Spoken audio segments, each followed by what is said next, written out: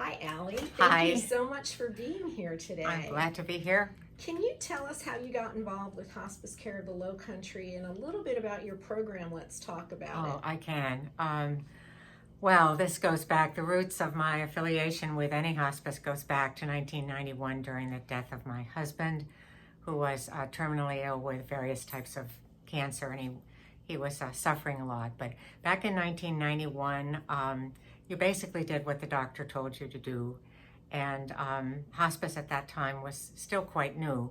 And I didn't have any experience with hospice until the last 6 days of my husband's life.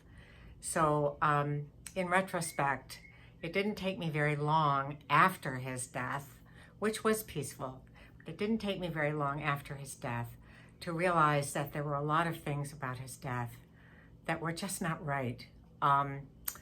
We had wonderful doctors, but there was nothing out of the medical arena that they chose to talk about or to help us with. And they were very, very focused on trying to keep him alive. So that was probably mistake number one, because both of us, my husband and myself, were on that train, and that's where we were going every day, was what to do to keep Walter living. And that turned out to be a sad decision, because in retrospect, I should have let him go and he should have let himself go probably 2 to 3 months before he actually died. So that stayed in my brain for a long time. Some years after that, when my mother died, I ran into the same situation, except at that point it was 1999. It was a little bit further on to the expansion abilities of hospice and how they could give you so much more than that last week of your life. And I was able to bring hospice in about a month before my mother's passing. She had had a minor stroke at 99 years of age, and we thought maybe she'd make it. But then she had a major stroke, and the doctors did the right thing then. They basically said, we cannot do anything for her that will give her any quality of life. So all I had to do was hear that, and I thought, this is far better the way to go. So after that, I ended up working in an emerging culture down in the West Indies, setting up a school for young children. And I was able to, over a course of 5 or 6 years, see how people in simplistic societies die simply. And they die with their families, in their family home, surrounded by loved ones and taken care of by their loved ones. And so it all kind of came together, and I thought, there's got to be something out there for me to do once I fully retired. So once I moved to Daufuskie Island in 2013, I searched around for the best hospice in the Low Country, and Hospice Care of the Low Country shot right up to the top. And I sat down with Maggie, and the next thing I knew, I was in her training course. And I have to say, it's the best volunteer time work that I could ever have followed.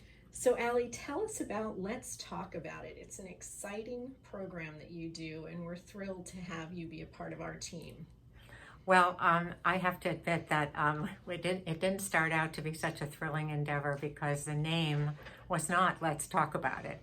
And it's important that all of you listening understand that the first title of this workshop seminar that I put together with everybody's help at hospice was called Death Matters.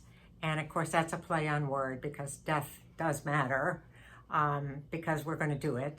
And then it also conjures up the idea that there's a lot of material that has to be and should be gone over when you're talking about your own potential mortality and your death. So we started out with a 6-hour seminar that would cover 3 areas. One, mostly the medical, statistical, I mean, some people don't understand that nearly 22%, over 22% of us are not going to have the opportunity to die with any mental cognizance. So if you don't have everything that you want to have happen written down, you're not going to have that opportunity to do it.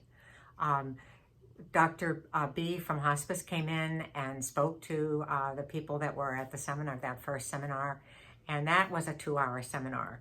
A week later, we had another 2-hour seminar that covered really an invitation for everyone to look at their interior life, their spiritual life, if they have one, how they feel about their relationships, their family. Is there anyone that they feel they should talk to before they die?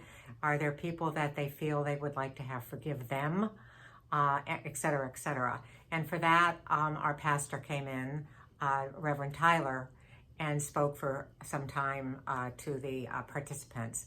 The third section covered all the legal aspects of South Carolina law with regard to having your paperwork in order. And for that, we had a lawyer come in.